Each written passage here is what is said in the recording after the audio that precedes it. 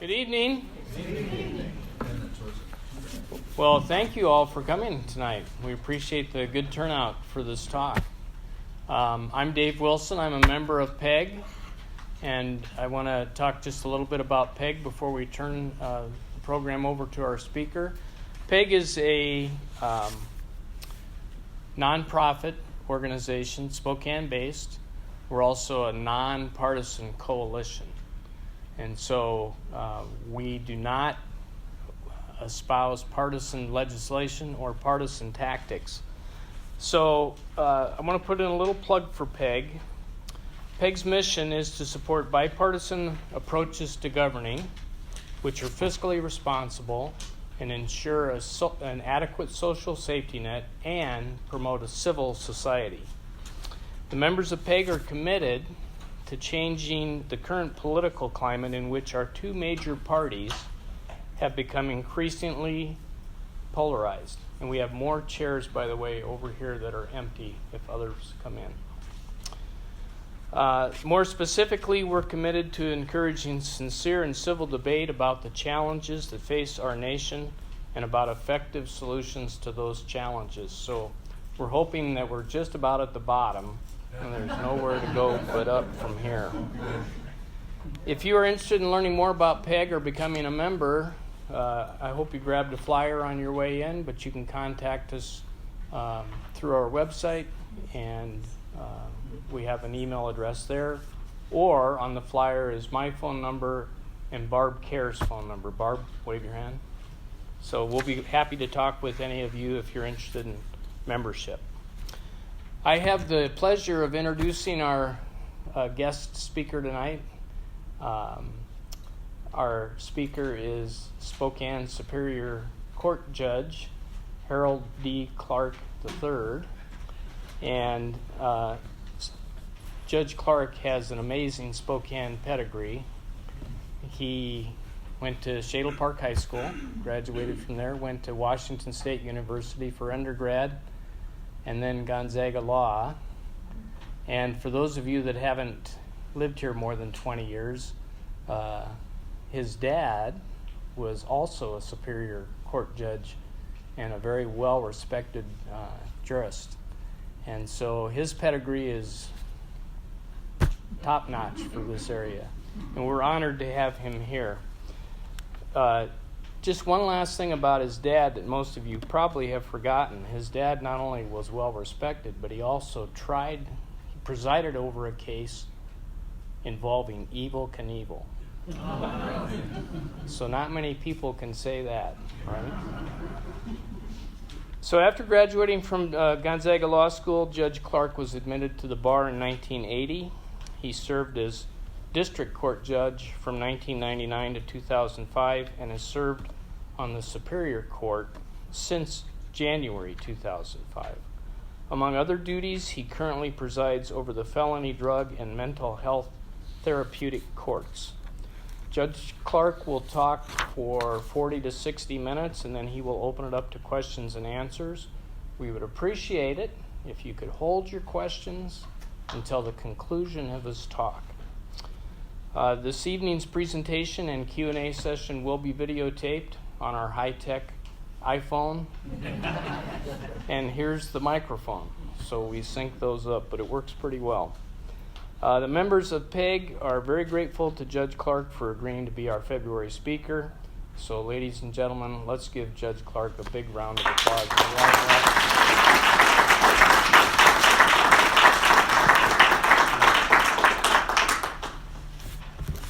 I think we're in trouble because I was told I had 4 to 6 minutes, not 4.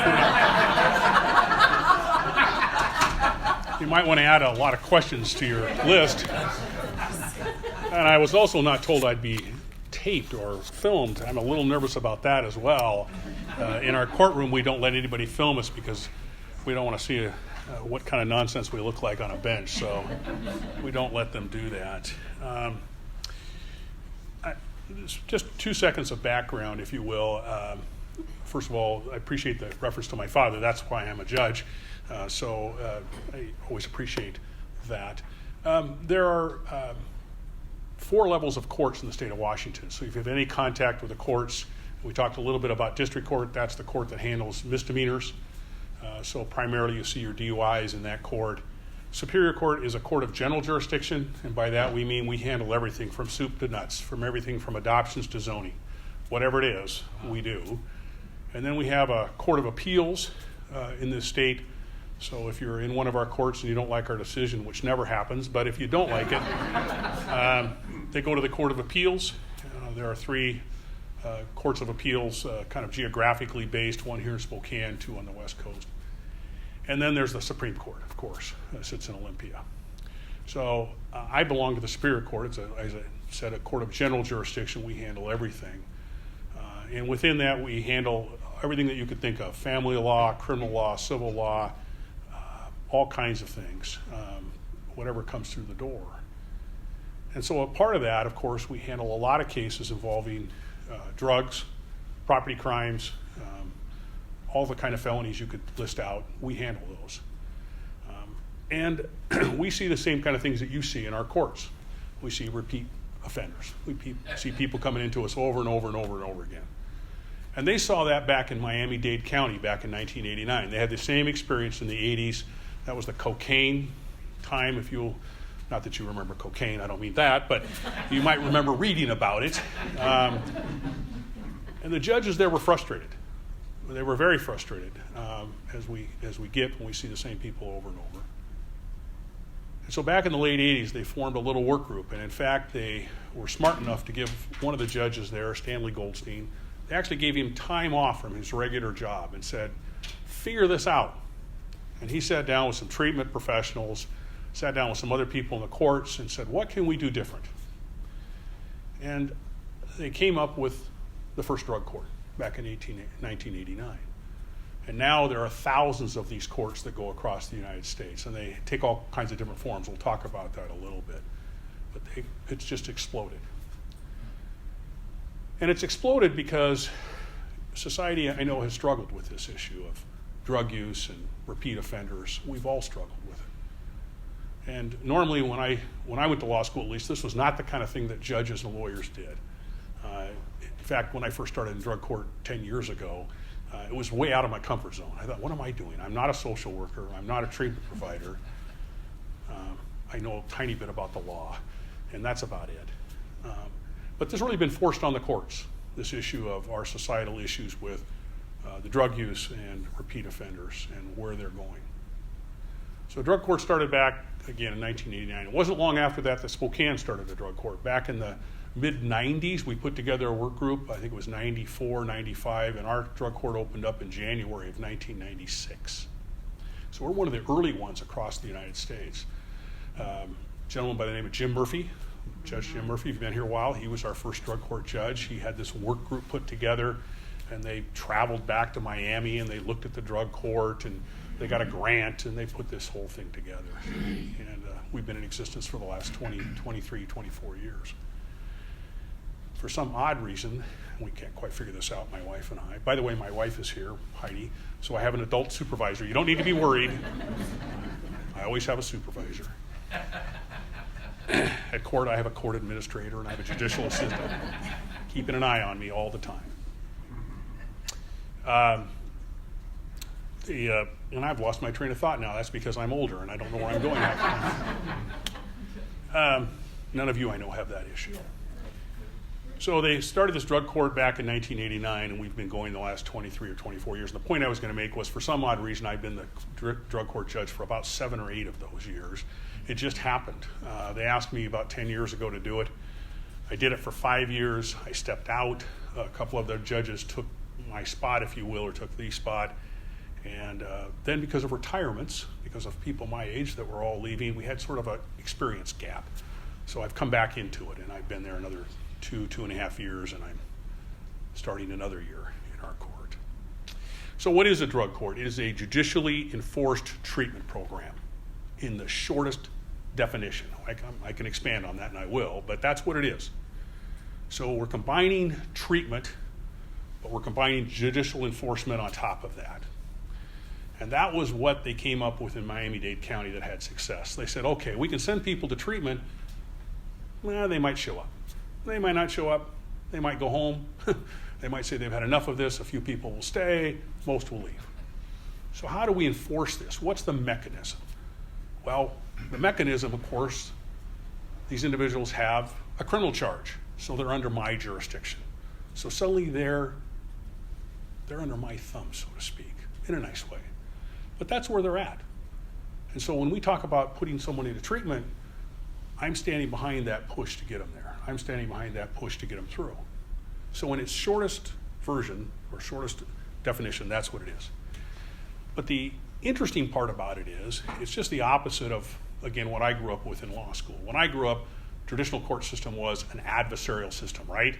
One lawyer on one side, one on the other, or now it's teams of lawyers, but one lawyer on each side, and they would argue their case, and one side takes a position clear over here, and the other side takes a position clear over there, and we're sitting in the middle, the judges going, oh, I don't know what to do with this, I don't know.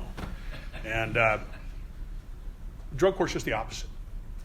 It's a non-adversarial approach. We call it a team approach. It involves the prosecutor, the defender, treatment provider, law enforcement, myself. It involves, we have a coordinator, a drug court coordinator who does all our research and brings all the information to us.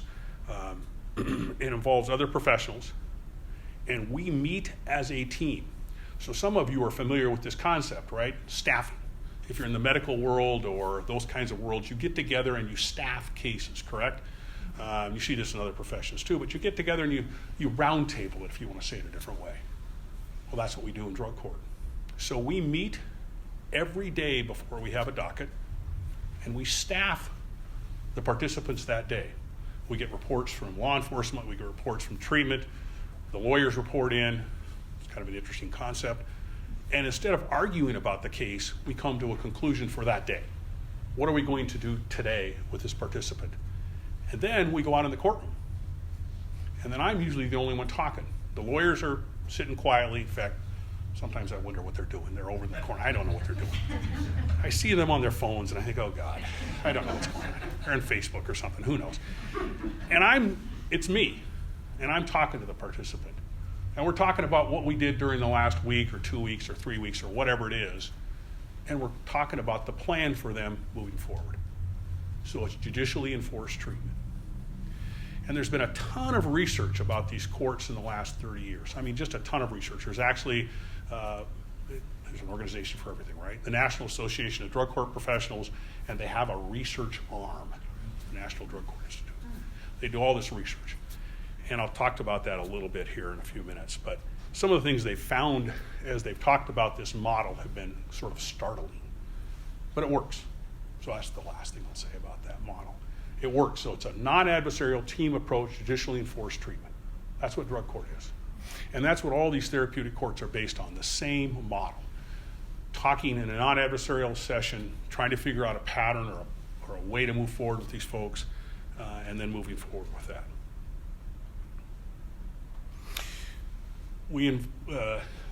The court, and we'll talk about this a little bit more, and you can certainly ask me questions, and I'll be glad to flesh any of these things out, but they involve sanctions and incentives. So we incentivize our programs. And there's all kinds of research about that. And we sanction our programs, program participants if the need arises. So again, there's a lot of enforcement mechanism that it gets involved with this. Excuse me. I have lots of notes, but I think I can do most of this by memory. Big picture, I like to talk about big picture for just a minute, back up. Our research tells us, and this is from not only the Drug Court Institute, but SAMHSA, which is the Substance Abuse Mental Health Administration from the federal government. There's over 20 million American adults have a substance use disorder. By the way, that is the term now. So it's not an addiction, it's a substance use disorder because it's now part of substance use disorder. So it's just like a lot of disorders. Now it's incorporated now within the medical field instead of separating out drug addiction and mental health. We're all part of one system called the behavioral health system, right? This is behavioral health, and it's a substance use disorder. That's the technical name. So if you get on the web and start looking at things, you'll see substance use disorder pop up. Over 20 million American adults have a substance use disorder. That's 1 in 10 adults. And 1 in 5 have a mental health disorder. And 8 million people have a co-occurring substance use disorder and mental health disorder. So this is a big deal, right? Lots of numbers, lots of people. Now, obviously, they're not all involved with the criminal justice system, but of course, many get involved in the criminal justice system. And when we talk about people in our jail, we have some current work in the jail right now we're doing, trying to figure out our jail population and how we can impact people in the jail. There's a lot of research. The county's actually hired someone to do nothing but research. Whew, a little bit of a dry job. That's all they do is pull up jail stats all day long and look at who's there and what's going on. The current information is that 1/3 of our jail population has had substance use disorder treatment in the last 12 months. And if you look at throughout their lives, it goes to 2/3. So when we talk about the impact on the jail system and the cost to society, it's enormous, right? It's just enormous. So there's all kinds of programs now. We're talking outside of drug courts and therapeutic courts about how to deal with that population. We have an entire, in the Spokane County, your jail has an entire mental health team that is full-time employed in that jail. It's it's startling sometimes to look at this. So what's the goal? Well, the goal is pretty obvious with a therapeutic court. We want to reduce recidivism. We want just what they started out with in Miami-Dade County. We want to restore people to their lives. We want to get people back into our community as whole individuals. In fact, when I graduate, every month we do a graduation. Oh, I should digress. You're all invited. If you'd like to come to a drug court graduation, it's the last Thursday of every month at 4 o'clock in my courtroom, which is 407. And we have from 1 to 6 graduates every month. And we talk about this. We talk about the fact that we're restoring them back to the community. Because, ultimately, all these individuals that we deal with, it's not you and it's not me and them, it's all of us, right? We're all in this community together.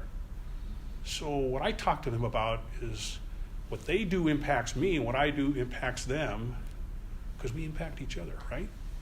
So we can't separate ourselves out into groups and say, okay, well, geez, we've got people that are struggling with substance use disorder and they're over here. That's not what it is. It's our community. So we talk a lot about that.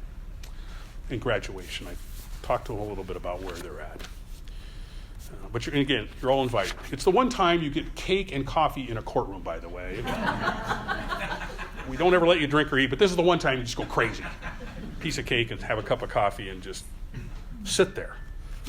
And you won't be asked to leave. So we've talked about the goals of the therapeutic court. Let's narrow it down to Spokane County a little bit. There are 6 therapeutic courts in this county. Municipal court, you've probably heard about it, runs community court. And community court is a different model than the therapeutic court, but we put it into this family of therapeutic courts. It's run slightly differently, but it is a therapeutic court, and they run out of the downtown library. You may have heard about them. Their goal is to get folks these are city crimes they're dealing with because it's the municipal court. So there are a lot of the quality of life crimes, graffiti and the theft, the sit and lie statutes, those kinds of things. They're trying to connect these people with services. It may be substance use treatment, it may not be, but they're trying to connect them with services and, of course, get them out of the situation that they're in. So housing, obviously, is a big thing. That's run out of municipal court. They do a great job with that court. In district court, they have a veterans court, they have a DUI court, and they have a mental health court. So they're serving folks with misdemeanor charges in those courts. Okay? And misdemeanor charges are anything that's sentenced up to a year. So it's a county jail sanction. And then in Superior Court, the court that I sit in, we have a drug court and I have a mental health court that I supervise or preside over. Federal court has a drug court. They're a little bit different model for a lot of different reasons. One, they seem to have a lot more money than everybody else, but I'm not bitter, as you can tell. But they're there, and they do a great job too. Theirs is a post-conviction model. There's 2 models of these courts, or two ways these courts come about. One is pre-conviction, so before you're convicted of a crime, and one is post-conviction. The federal system is after you've been convicted of a crime, you're on probation status, and what you get normally on a post-conviction court is some reduction in your probation, right? You get some relief in your probation. When drug court started out back in Miami-Dade County, they were pre-conviction. And I'll tell you how that's important, or how we think it's important. We've stayed a pre-conviction court because our model is this. One of our great incentives for you, if you participate in our court and you graduate successfully, is that your charges get dismissed. And so we all know today, because we've read about it, that one of the greatest barriers for individuals when they come out of the criminal justice system is a conviction, right? Hard to get a job, hard to get housing. People say nice things about you, but not so much. They don't want to hire you. They don't want you in their building. And it's understandable, quite frankly. I deal with these people all day long, and I realize that some of them can be difficult. But there's a lot of individuals in this court process that really, once they've graduated, they just want to be part of our community, as I talked about earlier. And when we wreck those barriers for them, it's hard. So our great incentive is this. You complete this program successfully, we're going to dismiss your charges. We're going to let you have that fresh start. So it's a big deal, and that's how we run it, pre-conviction. And of course, what's the hammer? What's the flip side? The hammer is, if you don't complete successfully, and I have to terminate you from the program, you have given up some rights. And the right you've given up is a jury trial right. You've told me, I don't know why anybody would tell me this, but you've told me I can determine whether you're guilty or innocent based on a police report. And I'm being funny when I say that, of course. But that's what they exchange. They exchange the jury trial right for this dismissal, and they tell me if I am terminated that a judge will determine their guilt or innocence. So we have a quid pro quo back and forth in the system. It's an exchange, it's a contract, and in fact, when you enter into drug court, you sign a contract. That's your deal. For some of these individuals, that's a big thing. Some of them have not had that kind of accountability or that kind of a contract probably in their whole lives. So that's how we operate. So that's a pre-adjudication court. A little technical, I suppose, but it's important to know because that's how our system works. And when you come to graduation, we talk a lot about the fact that your charges are dismissed. And of course, that's an extremely big deal for our participants, and rightfully so. Rightfully so. So what's the eligibility for our court? Well, and this comes as no surprise, we can't take violent offenders, we don't take sex offenders because they have to be in groups together, so we can't have people that are violent or committing sex offenses. Most of our offenses are drug crimes, property crimes, everything that you can kind of, if you think of it for just a minute, like a forgery crime, theft, like I say, all the drug crimes, whatever they may be, those are the ones we see time after time after time, all day long. That's what we see. You can't have any, when you come in, you can't have any warrants or holds out of another court. You have to have, we can't lose you. We can't lose you to some other state that's got a warrant out for you, so we have to run searches and make sure nobody has any warrants. You can have restitution, but it can't exceed $5,000. Our experience has been you won't get it paid back. But as an aside, one of the, again, parts of the contract are that if you come in and you have restitution, it has to be paid before you graduate. Wow. So our victims get their money back. And we talk about it a lot. That's a big deal for our participants, and that's a big deal for us. And we don't take gang members. Again, there's some obvious reasons for that. I can tell you we have lots of business. It's okay. I don't need those other categories anyway. We have lots and lots of business as it is. Typically, the case starts with defense lawyer because they have contact with their clients, right? They're talking to them during the day and they realize, ooh, they need some help. So they contact the prosecutor and say, I want to refer this person to drug court. Can you do the background check? So the prosecutors run a background check, again, looking for gang affiliation, sex, violent crimes, anything that's a disqualifier. Then they come back and they tell us they're okay, generally speaking. And so then we start what we call an observation period. So if you were in drug court tomorrow, let's see, what is today? Tuesday? Tomorrow is drug court, for example, in the afternoon, and it's the docket where I have people come in and they're finding out about drug court. So we have them come in, we sit them down, and they sign sort of a mini version of the contract. They agree to participate, but they have the right to not fully opt in until about 2 or 3 weeks in. They get about 2 or 3 weeks to look at it. They have to go to treatment, they have to come to court, they have to test, drug test. They have to do everything you do in drug court. And the reason for that is when they opt in, I want to make sure that when they sign that contract, they can't look at me in the eye later and say, I didn't know what this was. So, now we're being lawyers, right? You know what you got into, so you can't get out. So you're stuck with this. So they go through that observation period. It's, of course, our chance to really check somebody out, right? Because we're looking at them and saying, is this person going to participate? Then if they want to opt in, we go back to the contract that I talked about. They sign the contract, and they're in. Our court, and it's pretty typical, it's a year-long program at minimum. So if you went through the program from start to finish without any hiccups or any problems, it would take you a year. It would take you a year. Most of our folks take about 16 to 18 months because there's very few people that walk through the program with absolutely no challenges or no hiccups. It's just not the nature of the deal. But that's what it is. They have to go through a series, they have to go through treatment for the entire year. They have to drug test on a random basis twice a week on average for an entire year or whatever length of time they're in the program. They have to come to court whenever they're told to come to court. They have to engage in all the programming that we have. So for some folks, we order them into mental health counseling. We order job programs. We order clean and sober housing. So some of you, I don't know if you have any contact with clean and sober housing in town. There's something called the Lincoln House. There's Oxford Housing. There's other housing that's clean and sober. We order people into that if we think they need that. And we do inpatient treatment as well. So the program is an outpatient program, but if we look at you as you come into our program and you need some extra assistance, either then or any other time, we'll put you in the inpatient treatment. So we have an array of things that you have to complete before you can graduate.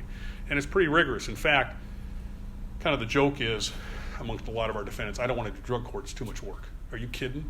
I can just go sit out in the street over here. That's work, and it is work. And we talk about that all the time. We talk about this is your job, plain and simple. And for anybody that's watched somebody go through it, I marvel at some of the people that have gone through. I have a lot of participants that have never kept a calendar. They can't keep appointments when they first come in. They can't be on time. They've never been told they had to be on time. And for all of you, I know I can look out and I think, well, this is probably a group that's probably on time. You're where you're supposed to be when you're supposed to be there. Yeah, that's not who I'm dealing with early on in the process. So for someone to go through this program and complete all the steps is pretty amazing, actually. Excuse me. So that's the program. And the steps within the program, there's an entire regime laid out treatment program. Starts with intervention, and then it goes through all the stabilization phases, relapse prevention, and at the end in phase 5, there's 5 phases to the treatment program. They integrate everything they've learned, in order to build a transition out into the community, like I talked about before. And that reminds me, as I look at this, one of the other things I didn't mention that they're required to do in addition to treatment and all these other things, they are required to attend and participate in what you and I might call self-help or support groups, or more commonly known as NA or AA. They're required to do that for that entire year. They must have a sponsor before they can get through the program. About halfway through, they're required to have we call it a home group and a sponsor. And they're required to be in that group until they finish. They do not have to use a faith-based group. They can use Celebrate Recovery. There's some other recovery groups that they can use if they don't feel comfortable with faith-based. That's fine.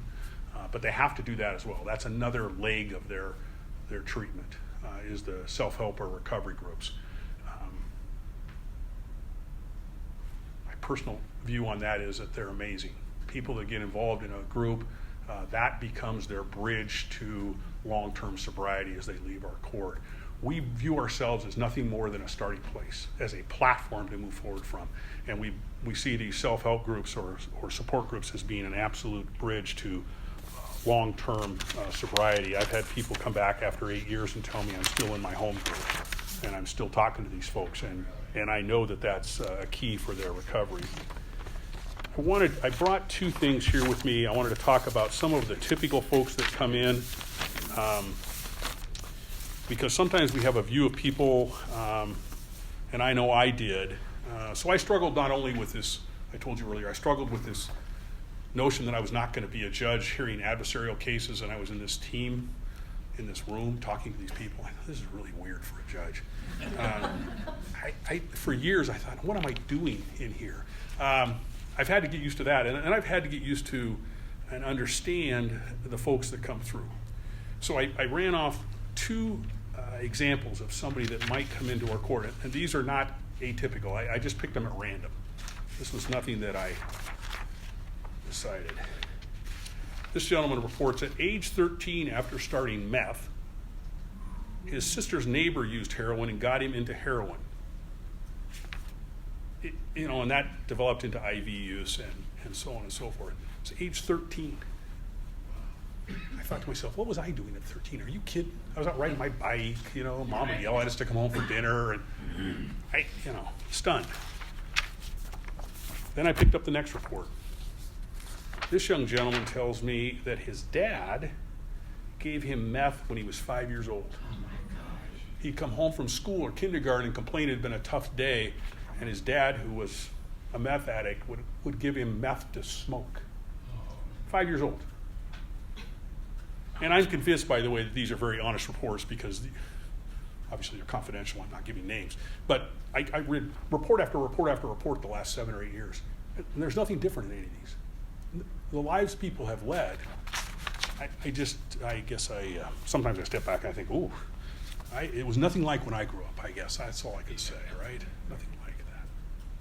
So it helps me break down my thoughts about people, my stereotyping of people, what I think somebody who's an addict, what they aren't. And that's been one of the big breakthroughs in treatment. So treatment now has incorporated things that I didn't see when I first started 10 years ago. Medically assisted treatment is a big thing now. You may have heard about it: Suboxone, methadone, Vivitrol. So anybody that's on an opioid addiction, we're pushing hard to get them onto medically assisted treatment. Our treatment agency now has medical personnel embedded inside their agency to prescribe medically assisted treatment drugs, whatever it may be. So we're not even sending them out anymore. And I know there's a methadone clinic in Spokane County. We send some people down there or they end up there, but we actually have in the treatment agency we contract with medically assisted treatment right there on site with a doctor and nurses, and that's been a huge change and a very necessary change. And we can talk for a minute if you want sometime about opioid addiction and the chemistry behind that. But this is an absolute key to breaking that addiction. The other thing we've seen is trauma-informed care. So when I talk about people like this, they come to us with a lot of trauma, right? They were raised in a way that I would suggest most of us in this room probably weren't, right? Difficult circumstances, a lot of abuse, a lot of neglect. So our treatment agency is trained to recognize that trauma and to get people into programs to deal with that trauma. And sometimes you just never get there, but you try. And you're stunned sometimes the stories people tell, the trauma that they've endured. So then again, it goes back to the stereotypical who's a drug addict. When you look at someone who's experienced the kinds of things that some of our participants have experienced, is it any wonder they're trying to relieve their pain? I don't think so. And the other thing we've seen now in treatment, we've seen peer mentors. Probably maybe you read about this or you've seen it in other applications. So we have folks that have completed or are in, they've gone through the program, they're clean and sober, and they're out, and they come back and they're peer mentors and they work through our folks, particularly at the beginning stages. That has been a boon for us. That is an absolute key to this recovery. because it is someone that they can talk to and understand, and someone that understands where they're at and can just walk them through with a lot of patience. Again, with the understanding that I don't possess, and many of us, I suspect, don't. So those three things have changed in treatment since the last 10 years and have really revolutionized our treatment process. I can see I'm just rambling on. I could be here for hours, and you'd all be going, gee whiz, are you kidding? It's getting late. Let me just talk about two other things, and I'll be glad to answer questions. I talked about sanctions and incentives.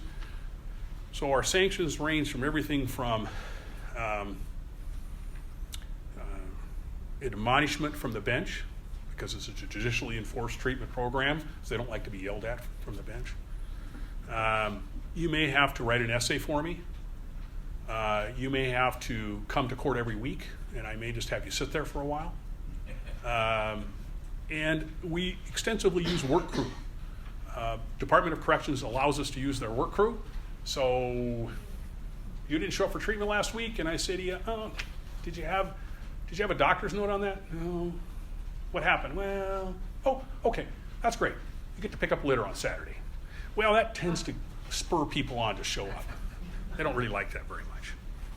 But we found, and I do use jail as sanction, by the way. I will have people taken from the courtroom and taken over to jail if I think I need to do that. I'll have them serve 24 hours or 48 if I'm not getting quite the attention level I'd like to have in the courtroom. But I'd rather, and the research shows, that the best bang for our buck is incentives. So anything we can do to incentivize good behavior is we're far better off. So we use all kinds of incentives, but the one that we all kind of laugh about in the court, or at least we did when we started, because again, I thought this was kind of silly. When you do everything right, and you come into court the next week, you get to have your hearing, and then you get to leave immediately instead of having to sit through the entire docket, and we have a bowl of candy out, and you can take candy. Now, you and I would think to ourselves, nah, not a big deal. Oh, it's a big deal. It's a big deal. And if I forget to tell them they get the candy, I will judge. Okay, get the candy. Jeez, it's like, oh my goodness. Again, the research shows simple, direct incentives work. And there's all kinds of research out there. Look up contingency management if you want to look at the actual title of it, and play with that for a while. All kinds of things we use. Gift cards, we use praise, like I said. We use all kinds of things to get people through and give us some incentives. And on the treatment side, they do the same thing. So we found that to be particularly important in the operation of these courts. Let me talk for a couple of minutes about mental health court. It's a 2-year program. And it's a 2-year program because our emphasis in mental health court is stabilization and long-term management of medicine. So kind of the team when we talk about it is, in drug court, working to get people off of drugs, right? Unless it's medically necessary. And in mental health court, working to get you on the drugs and keep you there. So that's the flip side. The big change in mental health court for us in the last couple of years has been injectables, what we call injectables, but long-term acting drugs that we can give somebody and they're good for 30 days.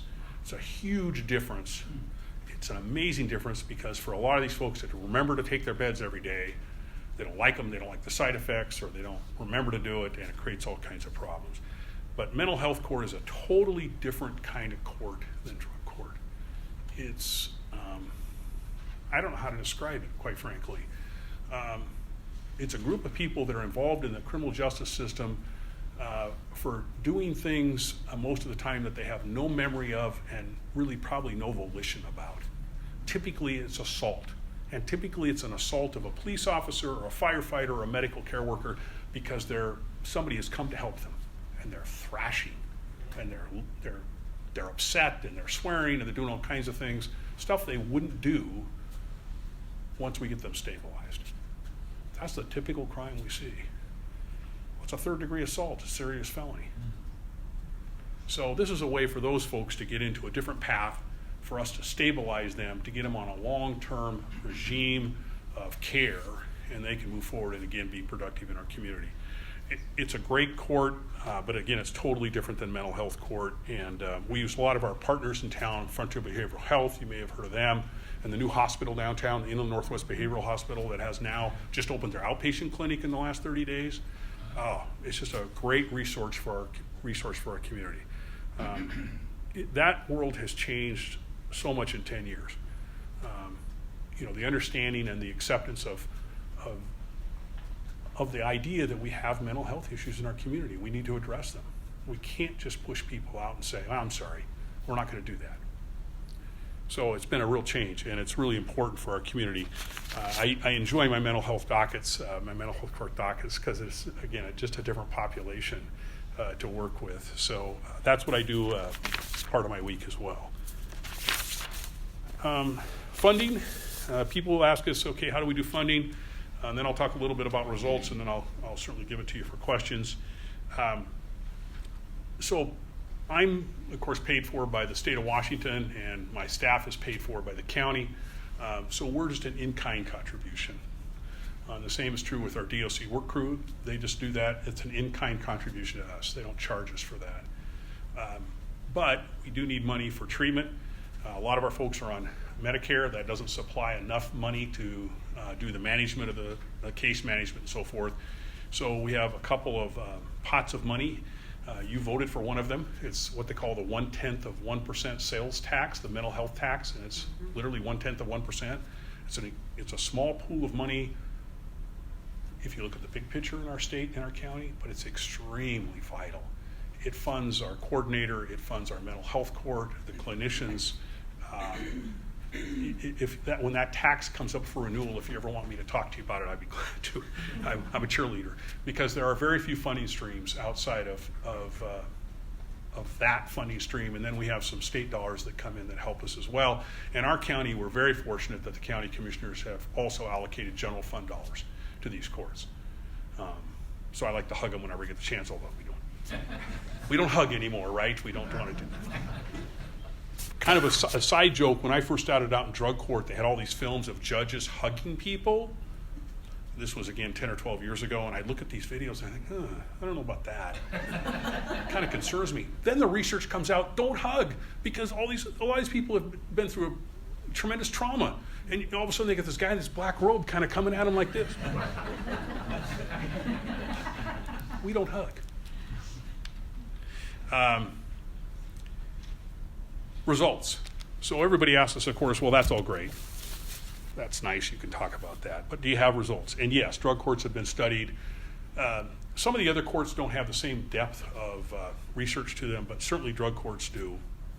And I can, throw all kinds of numbers, but WSU did an evaluation in 2016 of our drug court in terms of recidivism. And they found exactly what we thought they would find, because we're there every day, but they found significantly lower odds of recidivism for all crime rates. And I hope I put this out.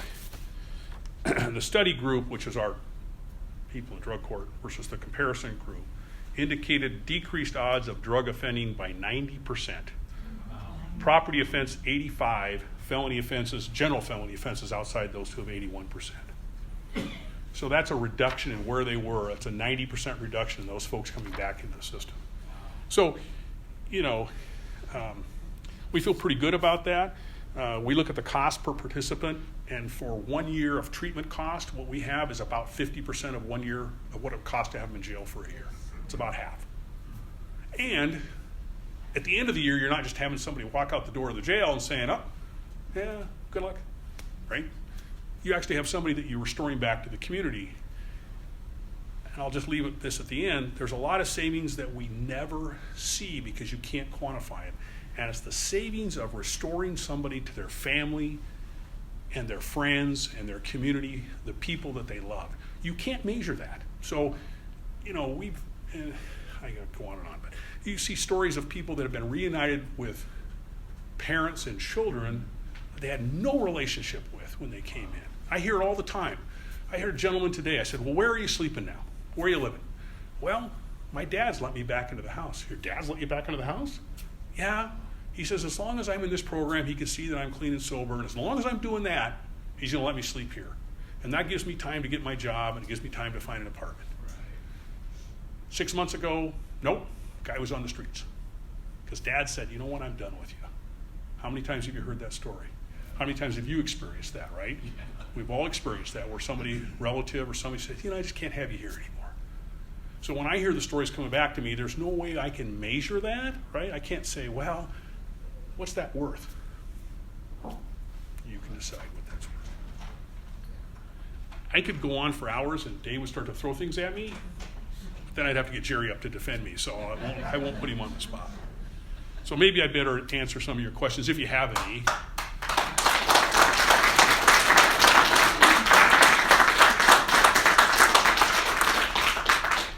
Is there something similar to this? Hold on just a second. You're going to be first. How's that? So just a couple of quick ground rules for our questions and answers. Just because we have a good turnout tonight, if you could limit your questions to one, and so everybody has a chance to ask, and then if you have a second question at the end, you can ask your question. And please try to, if you need to make a statement to set up the question, please limit that to about a minute at the most if you can. So we really would like to get to the questions, and sometimes we get 10-minute statements. That's what we're trying to avoid. So with that, thank you. We have one other ground rule. They have to be extremely easy questions. What is your name? And so this gentleman here is first. Is there anything similar to this on the juvenile level? Yes, and similar in many different ways, because juvenile court, the whole theory of juvenile court is rehabilitation. So their whole court structure is far different than the adult structure.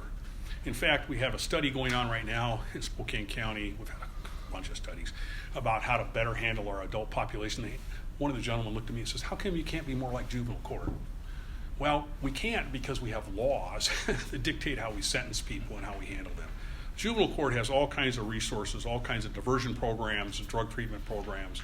But yes, the answer to your question is they do great work in our juvenile courts, and I just know for myself, obviously, Spokane County, they do great work. And I'm obviously a supporter of that because it keeps them out of the adult court. There have been, across the nation, juvenile drug courts, but again, their programs are they're very similar to our program anyway, so they really don't need a separate structure to accomplish what they're accomplishing. It's fascinating the work that they do with kids. It's interesting, and I was talking to someone else about this the other day. I think society has changed since I was a kid, because I was talking a little bit about that. When I grew up, we didn't have anything called crosswalk downtown where homeless kids had to live, right? And so, to me, that's a pretty big statement about society, and kind of sad that we have kids living in having the crosswalk. But thank God that organization's there.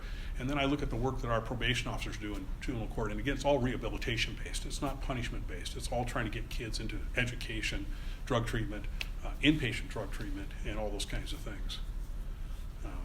Sorry, I get all fired up about that, but it's pretty important stuff. Yes, ma'am.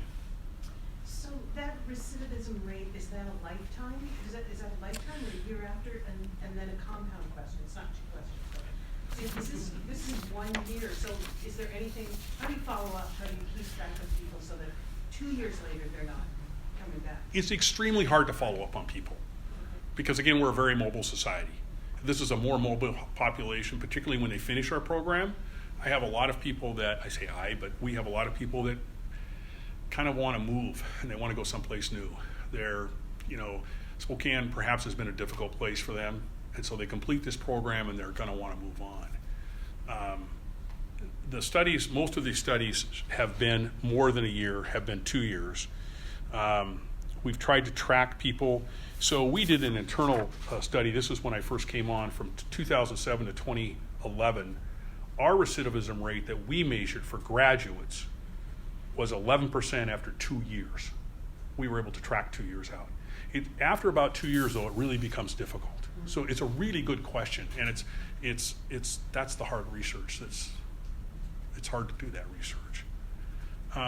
There's interesting research, if I could just digress, I apologize.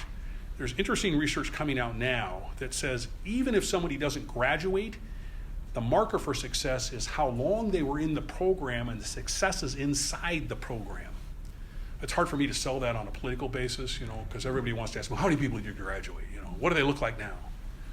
But the research now tells us that if we can get people into the program and we can hold them for 6 to 8 months and they go through treatment, and some of that works through. And it's kind of interesting research. I don't know what we do with that, because our model is, of course, we want you to finish, because I think that's important for them. I talk to my graduates a lot about, now that you've graduated, think what you can do with the rest of your lives, because you can do anything. If you can complete this program, going to the community college, that's going to be I tell them that's a snap. You got this down. Because I believe that. Right? I believe if you can complete this, you can do anything the rest of your life. It's just hard to measure that. Good question. Yes? Do you have a sense of how many of your graduates, or maybe a percentage, come back and mentor other participants? I don't, because most of that mentoring is done in a confidential way. I talk to my graduates about, your job is to, the next person you meet that's out on the street that is struggling, maybe you want to pick that person up and take them to your home group with you. Well, that's all confidential. No one would know that. But I know they're out there doing it. I do have some coming back, though. We have our graduates that we get to come back and speak to our folks in that observation phase that I was talking about. So we have them come back, and in the first phase, we have them come back and talk to them about what the secrets of success were for them. Which goes back to that peer mentor concept. Extremely important for them to hear. I can say all kinds of things. They're not listening to me. The joke is, for judges, is we're just doing, like Charlie Brown cartoon where the adults go, wah, wah, wah. That's my job. Yes? What's the split approximately for men and women, and are you at capacity in either court? We're not at capacity. The numbers fluctuate up and down all the time. We can run right now, fiscally and logistically, I can run about 120 people in drug court. We're about 100. And logistically, we have one public defender that handles all those people, plus he has other jobs, and it's just too much. So logistically, I need another, I say I, the court, I always say I. It's not my court. We need another public defender to expand beyond where we're at, and that's just a matter of dollars and cents. Men and women, it's pretty close to 50-50 right now. The challenges that we have are, in my mind, the toughest population are the people from age 18 to about 28. That's really a tough group, yeah. Well, I was going to ask, you said that the costs are roughly half of what it would cost to maintain somebody in jail or prison. So isn't it easy to make a political argument that you need more dollars? Nothing's easy, but no. Is that part of the equation? It is. And I laughingly said earlier that our county commissioners have opened up the purse and given us some money. But the entire criminal justice system in the county is under-resourced. There's not enough public defenders overall. There's not enough prosecutors. Our numbers show us right now, and I'm not complaining, by the way, but there are 20 judicial officers in the Superior Court between our commissioners and our judges. Our stats would tell us that we should be running at about 22.5. So we're running 90%. So, it's just capacity. We just don't have enough bodies. But everybody's got the same issue, right? Because it's very expensive to employ people. It is. That's the bottom line. Yeah, I can make this argument. Do a lot of talking, right? It doesn't get anywhere. In the newspaper, or it was on one of the TV stations, they took a look at money that's coming from the tax on marijuana. Yes. That the state passed, and X amount of dollars is supposed to be used for helping with drug rehabilitation. Does your court get any of that? No. And if not, why? Well, I don't know the why. We don't see any of those direct dollars. Those flow back, is my understanding, into now the healthcare authorities that are set up on the county levels that manage the healthcare dollars from the state, that manage the Medicare dollars. All the rest of those monies come in, and then they distribute those out to the various providers in the county. So yes, it's going out to some of the providers, but not directly to our programs. Wouldn't it make sense, though, if some of it went? I'm on film, ma'am. I'm not going to answer that question. I'll have people say, yeah, that makes sense. Well, it is interesting, right? This marijuana thing is a very interesting situation. I don't know what to say about it. I mean, sociologically, I don't know. You know, lots of people, we see lots of people in our court that medicate with marijuana for lots of reasons. And our job is to get them somewhere else, to say, okay, how can we get you somewhere else without that particular mind-altering drug? How can we get you someplace where you can live without that? What do we need to do? That's a significant challenge because, of course, it's legal. Of course, the most abused drug in America is alcohol. Yes? How do you make the demarcation between whether they're in mental health or drug? Oh boy, that's a great question. We've actually moved people between the courts. So what we try to do, mental health court is designed for folks that have significant issues with a mental health issue that has contributed to a criminal offense. Many of them do have co-occurring situations where they're using drugs to mask the pain or to whatever they're going to do. We will take those folks in if we can deal with that substance use disorder in the mental health court. We'll try to do that. If we get to a certain point, we say this is too much for mental health court, we'll move them into drug court. We have a co-occurring docket in mental health court, so it's kind of a sliding scale. So I have drug court participants, and I have this co-occurring docket with drug court, and then I have those that are in substance use disorder treatment in mental health court. And mental. So it's just a scale across and it's just trying to figure out how much treatment they really need and how much support they need on the substance use disorder side. So if they really need a lot of support and a lot of help, we'll move them into drug court because it's much more regimented. There's much higher expectation in terms of accountability there than there is in mental health court. It's a different population, like I say. Does that answer the question a little bit? It does. I think there's so many situations where both, I mean, it's almost 50-50 or 60-40. Yeah. They need different types of treatment. Correct. So for us, sometimes we don't really know until we get them in. For one thing, is we all know that the drug use masks the mental health problems. So until we get that lifted, that mask off, we can't tell what we have. And some of them have been misdiagnosed over the years. They're taking the wrong meds. You know. Anyway, sure. Yeah, in your opinion, has relaxing the marijuana laws been a good thing for Washington or a bad thing? Boy, that's a tough question. I Your try not to get into the policy side of things because, you know, that's not. Here's the thing: before they legalized marijuana, I had people talking to me. It was the president of the state association for drug court professionals at that time, and I had a lot of conversation about, oh, this is going to open up the jails, and it's going to open up prison, and we're going to let all these people out. We were not jailing people for purely marijuana cases. That's not what we did. That was not, you know, it may be misdemeanor possession, they're in jail at night and they're out, but we didn't have long-term incarceration for marijuana, except the only people that did were the feds because of the grow operations, or big grow operations on the state level, but not on the county level. We weren't running those kind of numbers. So for us, when they legalized marijuana, it didn't change our jail population at all. It was really nothing. You know, our problem today is meth. It's meth. So again, I'll talk. You know, I sound like an old person here. When I was a kid, what was the classic person you saw downtown? It was somebody that had the fortified wine, right? Go downtown now and have the police arrest the first 10 people you see. They'll have meth in their pocket. It's really interesting. It's cheap. It's really cheap. It's easy to get. Everybody's got it. I deal with all day long. I deal with methamphetamine. Yeah, and then, of course, opioids. And that epidemic is real, but it's the meth that's out there. Yeah. How many of the people had unintentional addiction from opioids? Not that many. There are some. We get that story you're talking about. Somebody that's had an injury.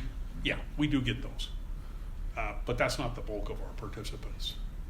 The bulk of our participants are the folks like I talked about that have been involved in long-term drug use, and a lot of it is family stuff.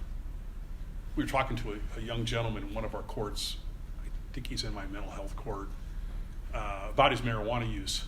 Well, he says, when I go home, my dad and brothers grow it in the basement, they all smoke it, they all sell it. And so how are we supposed to keep this kid clean? So what we did was we moved to clean and sober housing. We said, okay, you can't live at home anymore. If you want to be in this program, we're going to move you out to an Oxford house or something similar.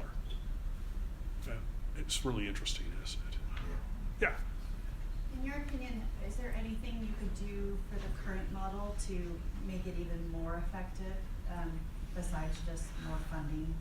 You mentioned underfunding, obviously. It's always an issue. Yeah, well, that's a great question. Like I said, I see the changes that have been made in the last 10 years in terms of treatment, and I think those are significant. The treatment is no longer what it was 10 years ago or even 5 years ago. So I'm encouraged by that. I don't know about the court being any more effective than we are. It's just a matter of trying to reach more people. Again, one of the things we'd like to do is intercede early in people's criminal cases. We want to get to them soon. But because the programs are work, they're really reluctant to walk into the program. So it's this tension of trying to get people to come in sooner. That, to me, is where we get our bang for the buck. We also get bigger bang for the buck in these courts.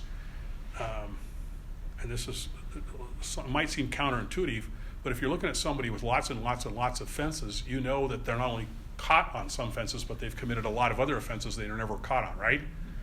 Well, if I can impact one of those people, think what you've done in terms of impacting crime, as opposed to somebody that may have 2 or 3 convictions for drug possession. So we have this argument all the time with the prosecutor. He and I have a lot of fun back and forth about arguing about who's going to let into the program. Because I want him to let in people that have 15 convictions. And he doesn't want to do that. We kind of wrestle with each other verbally about this. But because that's where your biggest bang for the buck is. So it's getting everybody on the same boat and feeling comfortable with that. And you have to feel comfortable with it in order to do it. So there's a lot of moving parts. Yeah, whatever. We'll go here, we'll go across the room. So you want to start, and then we'll go to you, sir. What do participants say? What was the most helpful for them in the program? That's a great question. So we've started doing exit interviews with folks now, and the drug court coordinator is keeping that tab. I think they say it in many different ways, but I think I understand it to be the accountability factor. So they're held accountable at treatment. They're held accountable at court. They know they've got law enforcement as our team. Everybody's looking at them. And I think sometimes they're shocked when they first come into the program because they don't realize we're talking to each other. And they triangulate us and they manipulate us. They'll tell you one thing, they'll tell her something else, and they'll tell me a third thing in the courtroom. I'm going, ha! I talked to treatment. That's not true. Oh, you talked to treatment. Because most of our drug addicts are master manipulators. They're masters. They can look you in the eye and tell you things you just can't believe. Really? Is that right? Oh, yeah, that's right. It just talked to treatment. That's not right. Oh. Which is what that staffing, the secret sauce is the staffing. Yes? Is the genesis of our homeless crisis mental health or drugs?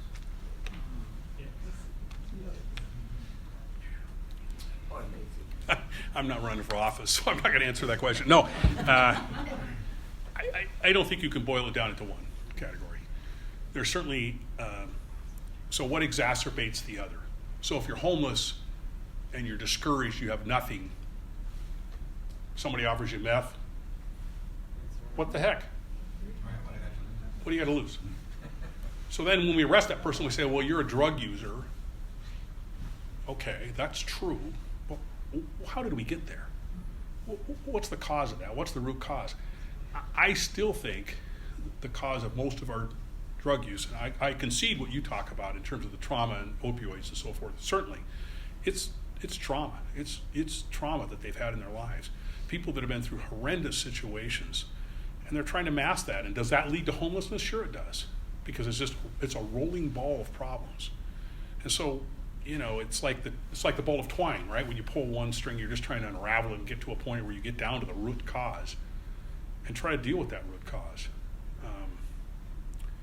But certainly, if you're mentally ill, unless there's someone out supporting you in the community, how are you going to navigate to find housing? And who's going to let you rent an apartment? Who's going to keep you in how are you going to pay for it if you're not employed? So, in our society, we talk about we're not going to institutionalize people unless it's really, really severe, unless it's clear over here on this mental health side over here. So we want to have those people out in society. Well, then, if we're not going to support those people in society, what's going to become of them? I don't know. I mean, I wish I could answer those questions. I'm not smart enough to do that. But I think it's all rolled into one. I think there's all those causes that come down to that. And certainly I think economics has to play into it at some level, at some point, for some folks. I don't know. Those are tough questions. As you, ma'am, you were. I just have a question about your clients. Yes. If their lives are unstable, they're on drugs, maybe they don't have a job, how do they even show up regularly? How do they get there? That's the amazing part of it. That's the amazing part of it. Well, we do things like we have bus passes. So at first we'll start you out with a 2-hour bus pass because we don't want you to sell the monthly bus pass because you'll sell it. I know you. I've talked to treatment about you. You ask for a new bus pass every week. So we've got my eye on you. So you start out with a 2-hour bus pass, okay? And we start out by talking about, in drug court, when they first come in, their only requirement is to show up. They don't have jobs. Nobody has a job. Most people don't. A few do. We'll go back to your point. There are some people that are in your situation that you've talked about that have a job that may be addicted to opioids because of an injury or an accident. They actually have a job. It's just, that's a very small percentage of our folks. Your number one job is to show up. Well, I can guarantee you the first couple of weeks, that's going to be tough sledding for you. We just work and we work and we work with you. When you show up to treatment for the first time, you're here. So what are we going to do? We're going to give you a food card. Okay? Okay, you're going to get a food card. You need some clothes? We've got an account at the Goodwill. We're going to send you down to Goodwill. We're going to get you some clothes. In fact, we have a little foundation that supports our drug court that we use to fill the gaps. So if you get an apartment, you need some furniture or dishes, we're going to supply you with that. We're going to get you set up because you don't have a job yet. We're going to get you job training. You need a health card so you can work at a restaurant? We'll help you with that. How can we help you? What can we do? You need some ID? We'll get you over to DSHS and get that ID. So yeah, we're accustomed to all those kinds of issues. And all you can do is just start working on them one at a time. Start pecking away at them. That's a nice thing, Judge, to recognize that we support Goodwill and these other organizations, that you guys work collaboratively to help these people. We have great community partners. I should have said that earlier. I thank you for helping with that. We have great community partners in Spokane, and we use a lot of agencies. And we use Goodwill. Our foundation has an account with Goodwill. I go down to our P.O. box, and there's all these envelopes from Goodwill, so which is great. They're a great organization, and there's lots of programs out there. You just have to be aware of what they are and then try to plug people into them one at a time. Yeah. I have a question about the general kind of description of the population you deal with. Are these individuals who are not just users, and I say just, right? I'm with you. Not just users. They are not only users. They have a substance abuse problem, but they have committed a crime, whether it is a misdemeanor or a felony, before they come to the court. Yeah, that's the only way I'm going to ever see them. So, as opposed to all the people that may be in treatment somewhere else that have just gotten there because they need to get there, family members have intervened, or work has intervened and said, hey, unless you deal with this issue, you can't work here anymore. So there's lots of that goes on. But our folks are triggered by that arrest. They're triggered by that law enforcement intervention. And that's a pretty tough way to do an intervention, but for some folks that's kind of necessary. And for a lot of them, it's not after the first or second arrest, which I was pointing over here a minute ago, we were talking about that. It's after a while they've been arrested 5 or 6 times, and now they're starting to face prison, and now things are looking a little grim. So they're finally willing to do the work. We finally have enough of a lever where I can say, oh, okay, you're going to do this work. Yeah. Yes? If money were no object, and you could open up another 120 slots, would you have enough clients? We would, we'd have to work again with the prosecutor in terms of their sense of what's appropriate to come in and come out. We could easily get currently to at least 150 or even 180 people pretty quickly if we had enough logistics and we could do that. I don't know, getting to 250 would be significantly difficult unless we open it up further to those that have more convictions, which is that philosophical discussion. It's just everybody's got a different philosophy on it. You mentioned you work with a lot of community partners. Do you ever work with Adult and Teen Challenge? I have not personally, and I don't know whether our coordinator has or not, because our coordinator is connected to a lot of the services and then brings that back to our team meetings and, you know, steers people to that. And our treatment provider has someone embedded at their treatment agency that does nothing but connect people to services. It's not a treatment person, it's just a person that does that work. And I don't know what their laundry list of things is. I really don't. They refer people out to all kinds of things. My job is to send them over there. I say, go see so-and-so. I don't have housing. Great, go see so-and-so. We'll take care of you. You know, that's what we do. So, and we have a sole source provider for treatment in Spokane County. Different counties have different models, but we have one agency we contract with, and they do the services that I talked about, the treatment, the MAT, the social services. Who is that agency? Pioneer. Pioneer Human Services, which is a statewide organization. They run a lot of different, they run the federal program, some of the federal reentry programs. They also run an inpatient facility here called PCE, Pioneer Center East. We've had good luck with them. That's all, just my opinion, of course. Yes? Do they have to pay court costs or fees of any kind? They don't.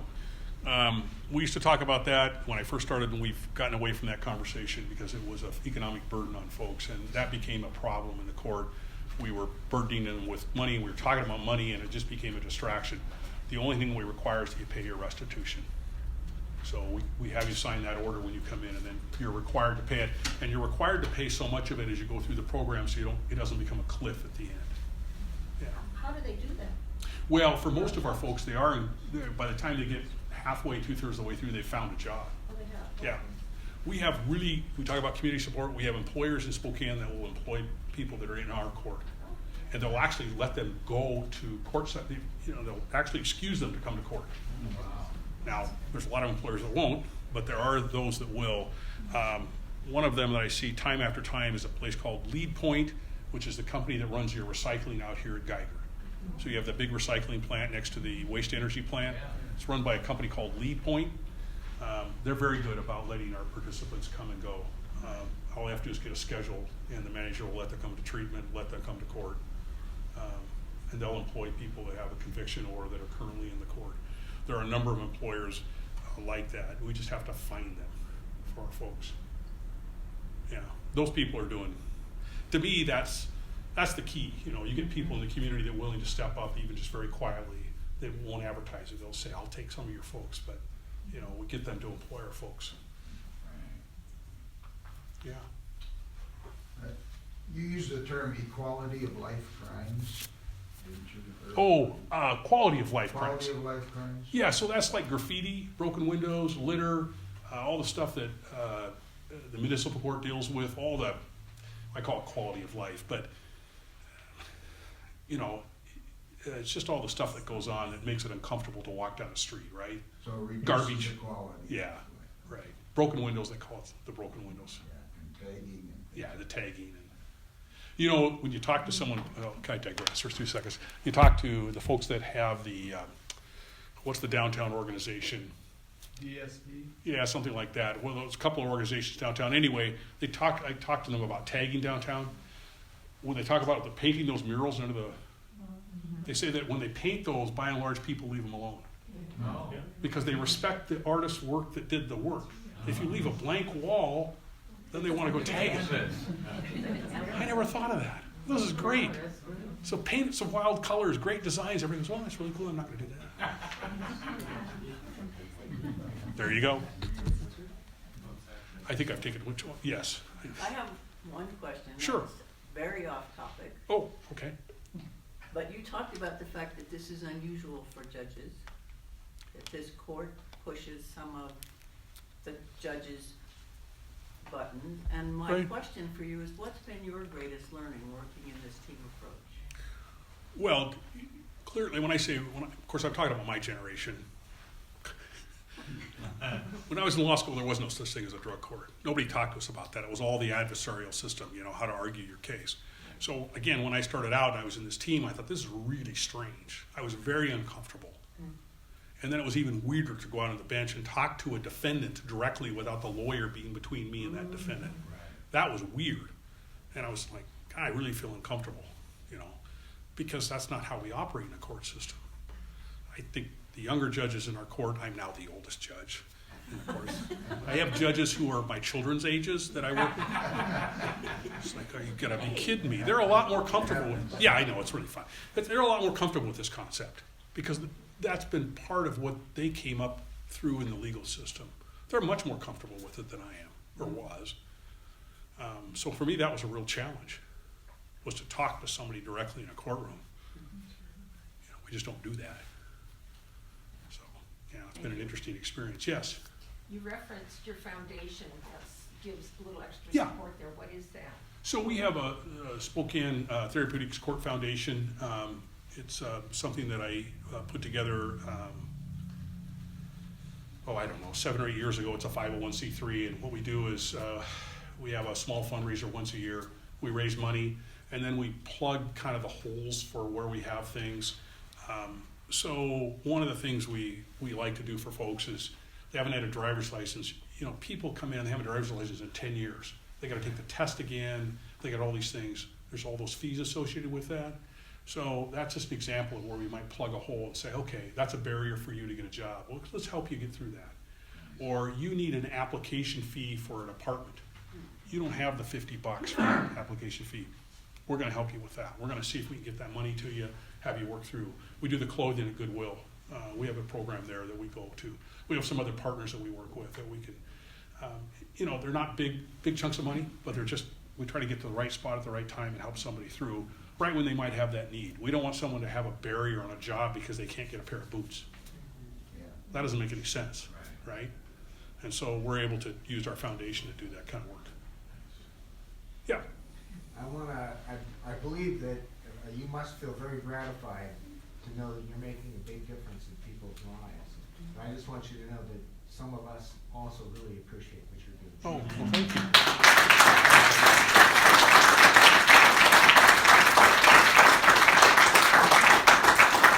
I appreciate that. Here's what I tell participants, though.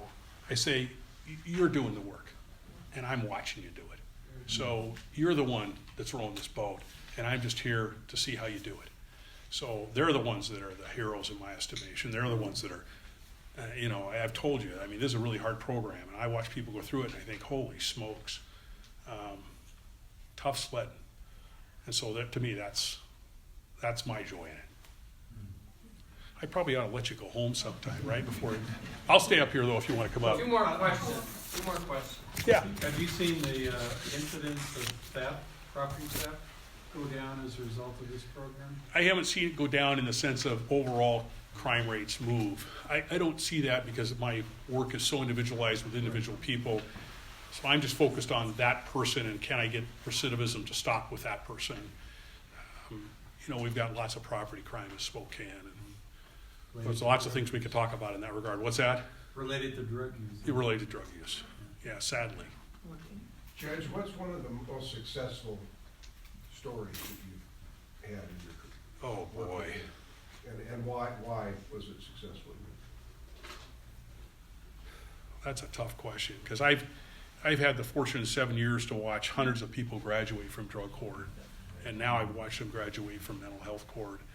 And it's hard to pick a story out because the ones that strike me the most, I had a graduation here 3 or 4 months ago, and the ones that bring tears to your eye, in fact, everybody in the courtroom was crying, now I'm going to do it, was this woman that had lost her children, and so she gets into drug court, and the state had not yet completed the termination process, and they kind of held it because she was in drug court. They work with us a lot in the dependency side. We cross work. And she struggled and struggled and struggled, and she finally got through drug court and finally got herself into a place, and she got her children back. And at the graduation, the foster parents came that had fostered these children and stood up and talked. God, I was Like, will you quit talking, will you? 200 people in my courtroom, everybody's weeping because his foster mother's standing up there and talking about, I took these kids and you couldn't come into my house. I wouldn't let you in the house. The state wouldn't let you in the house. You couldn't talk to your children. We didn't want you anywhere near these kids. You were a hazard. Now the kids are living with her. So to me, those are the stories that you think, okay, we achieved something here. And again, you can't measure that, right? You put that family back together. You can't measure that. But to me, those are the biggest success stories. And they just kill me, you can tell. Jeez, that's awful. I appreciate your time. Thanks.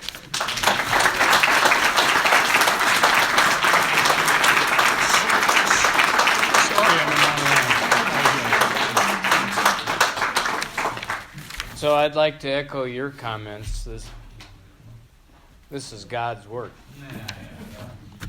And, the other thing I just want to point out, it just dawned on me while listening to the talk. So we're the people for effective government. This may be one of the best examples of good government that we've heard from. So keep up the good work, Judge. So thank you again all for coming. I just want to let you know our next forum is March 12th with Dr. Bob Lutz, the Spokane County Regional Health Officer. We hope you can attend, and if you didn't pick one up, we have our flyers over on the table. Please grab one on the way out and share them with your friends. And when you get our emails, please forward those to your friends as well. So thanks again for coming tonight, and thanks one more time for Judge Clarke.